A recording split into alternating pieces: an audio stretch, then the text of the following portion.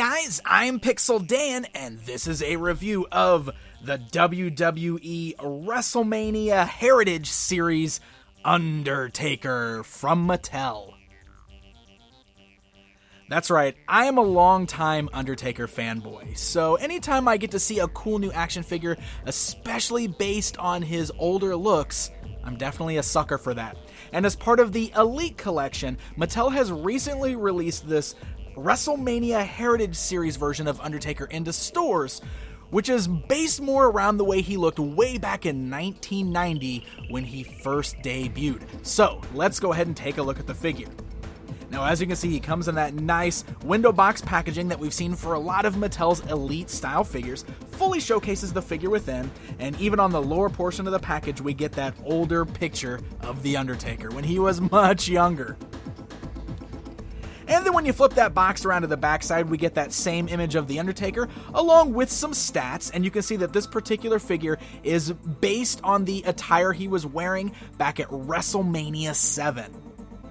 And then down at the bottom, you'll also notice that along with this Undertaker, this Heritage Series also has a new figure of Kane that is also available in stores.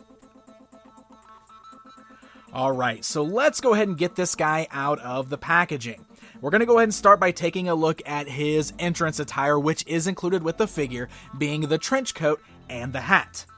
Now, this is based on his ring attire from WrestleMania VII, as it states on there, which is very early stuff. So this is the gray gloves, the straight black trench coat and hat. One thing that the figure is definitely lacking for the entrance attire is that gray tie, which is a bit of a bummer, but still kind of neat that we've got that trench coat and the hat.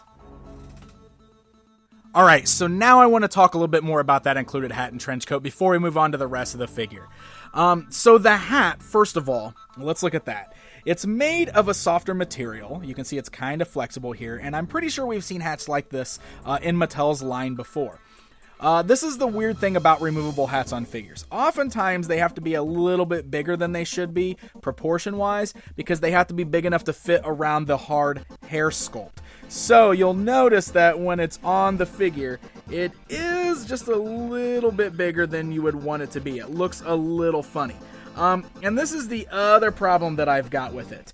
When you press it down over his hair, to get it in the pose that you kind of want it to be, you know, kind of low on his face there, it doesn't stay. You'll notice that it kind of slowly just pops back off the figure, and it just doesn't really stay put the way you'd like it to. It really kind of sits on his head a little funny. You can kind of press it down there, and it might take some work. Maybe you just need to kind of loosen it up a little bit. So you can get it on his head, and from some angles, the hat looks really cool, especially when it's kind of low over the brow of his eyes there. Doesn't look too bad. But there are definitely other angles where it looks a little funny. It looks a little disproportionate to his head, and also looks like it's just sitting on his head a little strange. I don't know if that's something that can really be avoided with a removable hat like that. It might be just something that we have to deal with a figure like this. Now, the trench coat that he's wearing is all a solid plastic, and the problem that this causes is that there is no articulation in the arms with this coat on. I mean, it's going to keep him completely still, so you're not really going to be able to pose this guy around with the trench coat on. Now, the coat is removable, and you'll see it's actually kind of difficult to do so. You kind of have to just fold this back and just tug it off of his arms, which is what I'm doing right now. And just a little, there we go. You want to be careful, don't want to pull too hard, I guess. You don't want to, this figure feels solid, so I don't think you'll break his arms or anything. But the coat is really, really solid, so you're not going to be able to articulate the guy or anything while he's wearing the coat. This sort of makes me wish that Mattel could find a way to give us a really nice cloth trench coat with The Undertaker. I think if it's really nicely done, it could work a lot better, and then we'd have the option to actually pose this guy around while wearing the coat. Okay, so now that we've got the coat and the hat off of Undertaker, let's go ahead and take a look at the articulation on this guy. That head's on a ball joint, so it can look left, it can look right, it can move up, it can move down. Hindered just a little bit by his hair, but it's not too bad. You can still get some good motion out of the head there. You got those ball joints at the arms, so they can go upwards, forwards, backwards. You'll notice that the sleeve cuts right there are actually softer plastic. Doesn't hinder the movement, which is very nice. You got a swivel at the bicep. You've got a standard joint at the elbow. You have swivels at the wrist as well as hinge joints at the wrist so they can move up and down, which is very nice. You got that ab crunch articulation as well as a waist swivel. Got those nice ball-like hinge joints there at the thighs so they can go outwards, forwards, backwards, as well as swivel at the thigh cuts. You got double joints in the knees for a great range of motion, works very nice there. And then you've got swivels at the boot cut as well as your standard up and down movement with the ankles there. You can see they don't move too much, but they do move up and down. And it's pretty cool because you can see the little spats on the shoes are a softer plastic that are over the standard sculpt of the boots underneath. So articulation works out pretty good for this guy. Once you got that coat and that hat off, you can actually get some pretty decent poses out of him. So without the trench coat and the hat on, we also get a better look at his outfit here. Very, very cool. This is actually classic style Undertaker that I really love. He's got that shirt that's got the tattered sleeves at the top. Looks very nice on this guy. And of course, he's wearing those gray gloves. He's got the gray spats on his boots. And otherwise, the outfit is just a straight black in color, but it looks very cool on this guy. I think the only outfit that I liked better than the classic black and gray is actually the black and purple, which he started wearing after this outfit here. But this is still very cool, and I love getting this particular costume in action figure form. And also, let's go ahead and take a look at that head sculpt here.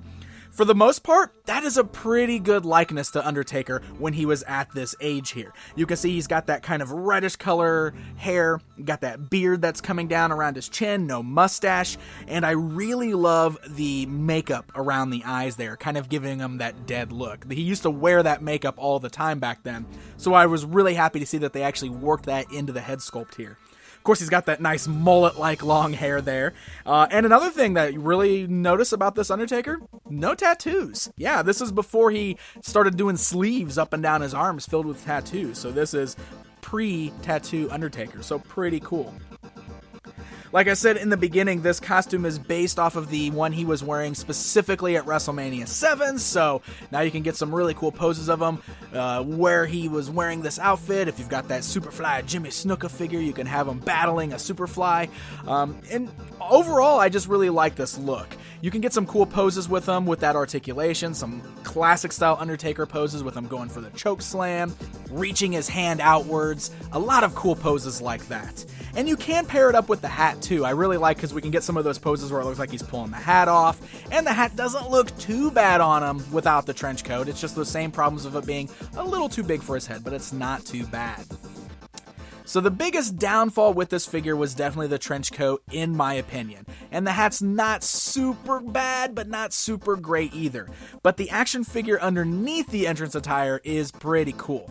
Great likeness and good sculpt there. I love this costume, and I am happy to be adding this guy to my Undertaker collection. So this guy is hitting store shelves right now, along with that Heritage Series Kane figure. So happy hunting, my friends. And hey, if you enjoyed this video, be sure to hit that like button and also hit that subscribe button so you never miss out on another review. Until next time, my friends.